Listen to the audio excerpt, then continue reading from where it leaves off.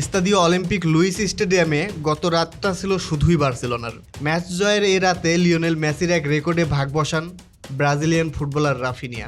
ম্যাচের 25 মিনিটে গোল করেন রাফিনিয়া। ব্রাজিলিয়ান ফুটবলার পরে আরও 2টি অ্যাসিস্ট করে বসে যান মেসির পাশে। বার্সেলোনার হয়ে এক মৌসুমে 19 গোলে অবদান রেখে যৌথভাবে শীর্ষে এখন রাফিনিয়া ও মেসি। রাফিনিয়ার রেকর্ডের রাতে জোড়া গোল করেছেন রবার্ট, যার মধ্যে 48 মিনিটের গোলটা এসেছে রাফিনিয়ার অ্যাসিস্ট থেকে। আবার 77 মিনিটে লামিনে ইয়ামালকে গোল করতে সহযোগিতা করেন তিনি।